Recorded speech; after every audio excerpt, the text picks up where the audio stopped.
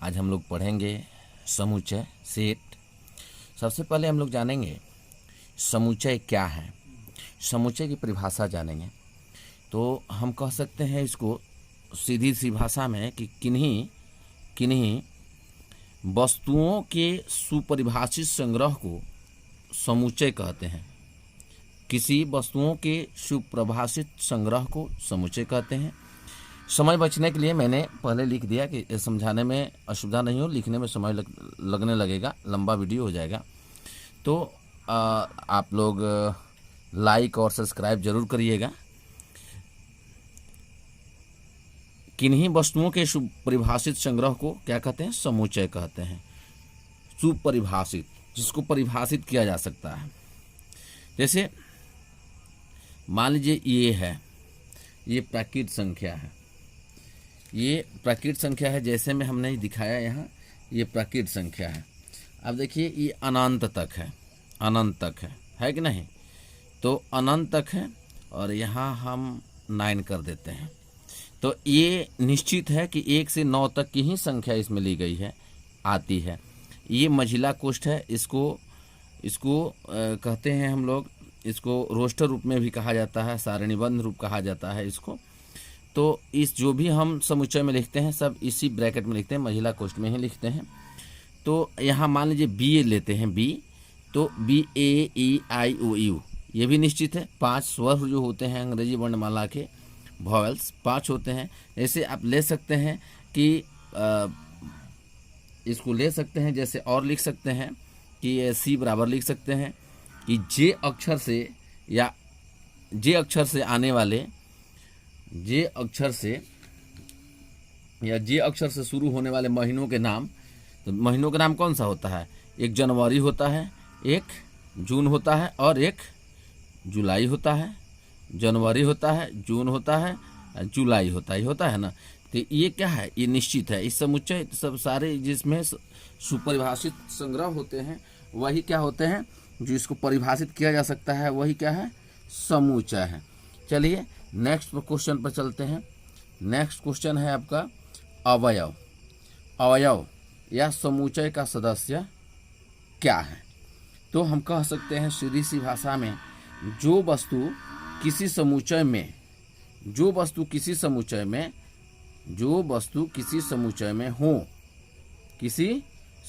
हो, तो उसे समुच्चय का सदस्य या अवयव कहते हैं।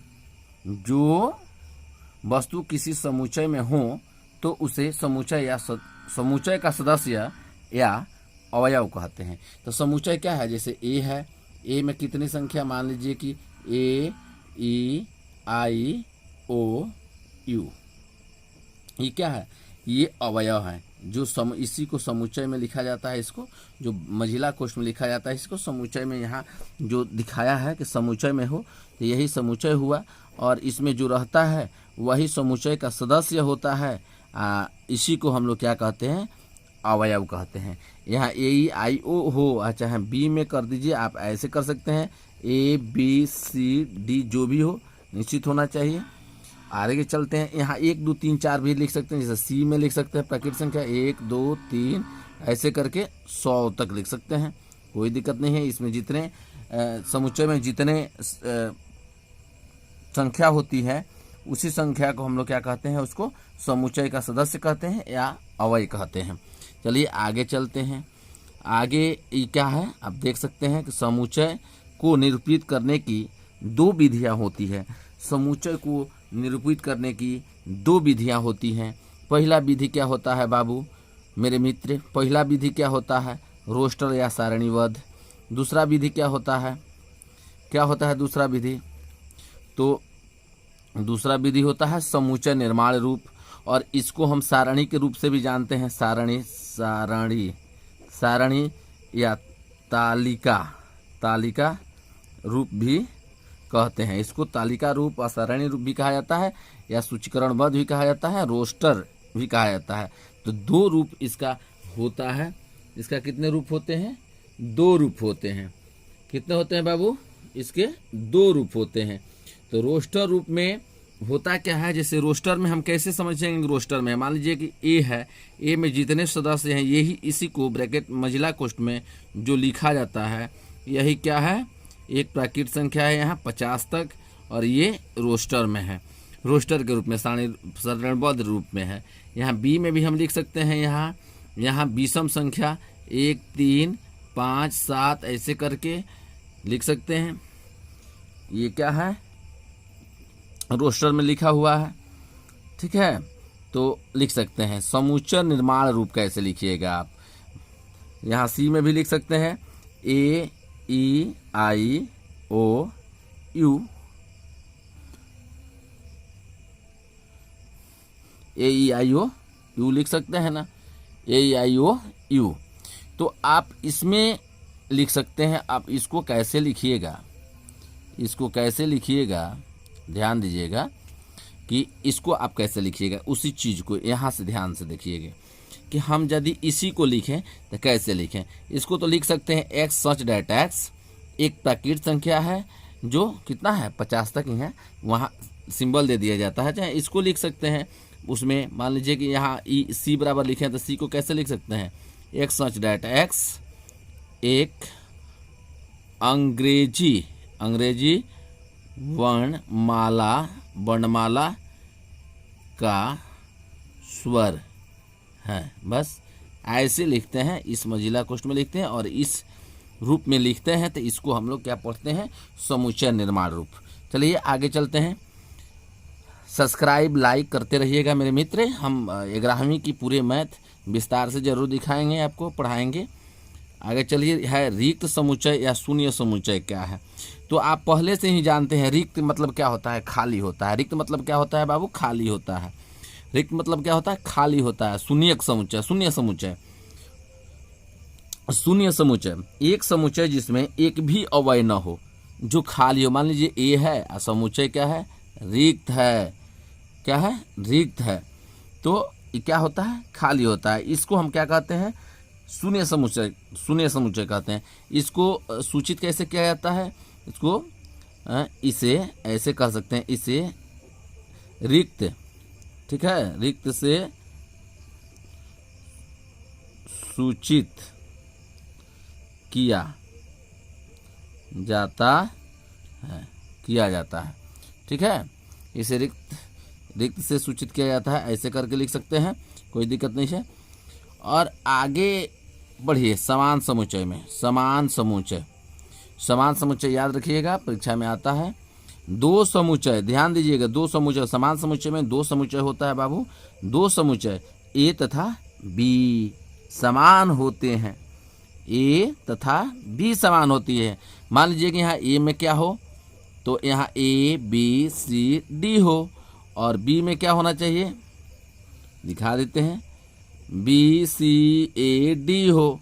दोनों में देखिए तो समान है कि नहीं, या यहाँ देखिए, यहाँ सी कर देते हैं, यहाँ हो जाएगा आपका 1 3 5 7 कर देते हैं, और यहाँ डी में क्या कर दिए आपका 5 7 1 3। अब इसमें जो समुच्चय है, जो संख्या है, तो जो इसमें है वही इसमें भी है, जो इसमें है वही इसमें भी है। तो दोनों में यदि वो शामिल है, दोनों में शामिल है, जो इसमें है 1 3 5 7 और इसमें है 5 5 7 1 3, तो दोनों में जब शामिल है, दोनों संख्याएं समान शामिल है, तो इसको समान समुच्चय कहते हैं। क्या कहते हैं बाबू, समान समुच्चय कहते हैं। क्या कहते हैं, समान समुच्चय। जिन दोनों में ए में भी और बी में भी दोनों में समान समुच्चय, यानी उस समुच्चय में अवयव जो होते हैं एक ही हो, वो अल्टरनेटिव हो लेकिन एक ही हो। अब आगे चलेंगे एकल समुच्चय में। एकल समुच्चय क्या है, एकल समुच्चय को सीधी भाषा में हम परिभाषित कर सकते हैं कि यदि किसी समुच्चय में केवल एक ही अवयव हो, यदि किसी समुच्चय में केवल एक ही अवयव हो, तो उसे क्या कहते हैं, एकल समुच्चय कहते हैं। अब कैसे एक हो, तो मान लो कि ए में केवल एक ही समुच्चय हो, एक ही सदस्य उसमें हो, शामिल हो, तो उसको एकल समुच्चय कहते हैं। आगे चलते हैं, 7 नंबर में चलते हैं। अब 7 नंबर में चलते हैं, यहाँ हमने क्या कहा था कि क्या कहा था जी? हमने क्या कहा कि यदि किसी समुच्चय में केवल एक ही अव्यय हो तो उसे एकल समुच्चय कहते हैं। यानी यहाँ क्या है, एक अव्यय होना चाहिए। जब एक होगा तो एकल समुच्चय बोला जाएगा। अब हम लोग किस में चलेंगे? उप समुच्चय में। किस में चलेंगे बाबू? उप समुच्चय में चलेंगे। किस में चलेंगे? उप समुच्चय में चलेंगे। अब चलिए, यहाँ कहता है उप समुच्चय, तो यहाँ कहता है यदि समुच्चय ए का प्रत्येक अव्यय समुच्चय बी में हो तो समुच्चय ए बी का उप समुच्चय होता है। समुच्चय ए समुच्चय बी का उप समुच्चय होता है। मान लीजिए कि समुच्चय ए के प्रत्येक अव्यय समुच्चय बी में हो, तो यहाँ मान लीजिए कि आपका 2, 3, 4 यहाँ शामिल है, और बी में है आपका, यहाँ 5 भी कर देते हैं, 5 भी है, और बी में है आपका 2, 3, 4, 5। अब देखिए तो ए में जितने अव्यय थे वो बी में शामिल है कि नहीं है? यदि ए के टोटल अव्यय बी में शामिल हो तो ये समुच्चय क्या होता है? ए का प्रत्येक अव्यय बी में शामिल होता है। इसलिए समुच्चय ए बी का उप समुच्चय कहलाता है। समुच्चय ए बी का उप समुच्चय कहलाता है। चलिए आगे हम लोग फिर चलते हैं। एक और है, इसको भी जान लें।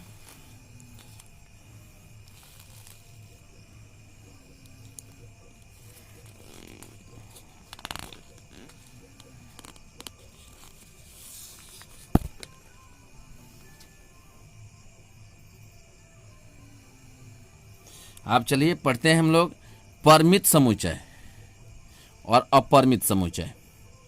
दो होता है, एक परिमित समुच्चय होता है, एक अपरिमित समुच्चय होता है। तो इसमें होता क्या है कि परिमित समुच्चय में कि एक समुच्चय जो रिक्त हो, मतलब बिल्कुल खाली हो, अथवा अवयवों की संख्या निश्चित हो, मतलब 1 से 5 तक हो या 1 से 10 तक हो, 1 से 50, मतलब निश्चित हो, कंफर्म हो कि इसमें इतना ही है, 100 है, 50 है, 25 है, 2 है, 3 है, 4 है, 7 है, मतलब निश्चित होना चाहिए। तो उस संख्या को समुच्चय को उस समुच्चय को क्या कहते हैं? परिमित समुच्चय कहते हैं।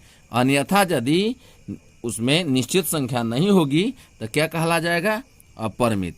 जैसे मान लीजिए ए में आपका दे दिया 1, 2, 3, 4 ... 100 दे दिया, तो ये आपका परिमित हो गया। क्या हो गया? परिमित हो गया। क्या हो गया बाबू? परिमित हो गया। यदि यहाँ बी में दे दिया A, E, I, O, U, ये क्या हुआ? परिमित हुआ। क्यों परिमित हुआ? क्योंकि निश्चित है, ठीक है। लेकिन यहीं देखिए ये सी में हम लिखते हैं 1, 2, 3, 4 ... कर देते हैं और मिजिला कोट लगा देते हैं, तो ये अपरिमित है। क्यों अपरिमित है? समझ में आ गया होगा क्यों अपरिमित है? क्योंकि ये निश्चित नहीं है, ये अनंत तक है। जहाँ तक लिखिएगा वहाँ तक लिखाते चला जाएगा। तो जो अनंत होता है वो अपरिमित होता है, जो निश्चित होता है परिमित होता है। ठीक है, कोई दिक्कत नहीं? दिक्कत है ना? तो ध्यान रखिएगा। जैसे हमने एक कहा था परिभाषा में, मैंने एक दिया था, मैंने कहा ये बताया था कि किन्हीं वस्तुओं के सुपरिभाषित संग्रह को समुच्चय कहते हैं। ठीक है, समुच्चय तो कहते हैं, किसी भी वस्तुओं के सुपरिभाषित संग्रह को समुच्चय कहते हैं। और मैंने उसका संख्या भी लिखा था, जैसे लिख दिया था कि ए में मान लीजिए कि 1, 2, 3 ... 10 ही है, या बी में आपका A, E, I, O, U है। ठीक है, तो ये तो ठीक है कि किन्हीं वस्तुओं के सुपरिभाषित संग्रह को समुच्चय कहते हैं, ये तो आपने समझा। लेकिन उसी समुच्चय में, माने उसके समुच्चय में उनका जो सदस्य होता है, मतलब संग्रह जो होता है, उसमें जो सदस्य होते हैं उनको क्या कहा जाता है? मतलब इसमें जो इनको क्या कहा जाता है? इसको कहा जाता है तत्व बोल सकते हैं या अवयव बोल सकते हैं। अवयव क्या बोल सकते हैं? तत्व बोल सकते हैं या अवयव बोल सकते हैं। इतना याद रखिएगा कि इनको हम क्या बोल सकते हैं, तत्व भी बोल सकते हैं, अवयव भी बोल सकते हैं। अवयवों की संख्या इसमें कितनी है, 10 है, इसमें कितनी है, 5 है। याद रखिएगा कि अवयवों की संख्या कितनी है, यानी जो समुच्चय होता है, जो समुच्चय हमने पढ़ा उसमें क्या होता है कि किन्हीं वस्तुओं के सुपरिभाषित संग्रह को समुच्चय कहा जाता है। जो उसमें समुच्चय होता है उस समुच्चय को हम किस नाम से जानते हैं, तत्व के नाम से या अवयव के नाम से जानते हैं। किस नाम से जानते हैं, अवयव या तत्व के नाम से जानते हैं। ठीक है, धन्यवाद। लेकिन मेरा एक रिक्वेस्ट है कि वीडियो को सब्सक्राइब करिए, लाइक करिए और एक दूसरे के पास जरूर शेयर करिए। थैंक यू, नमस्कार, धन्यवाद, गुड मॉर्निंग।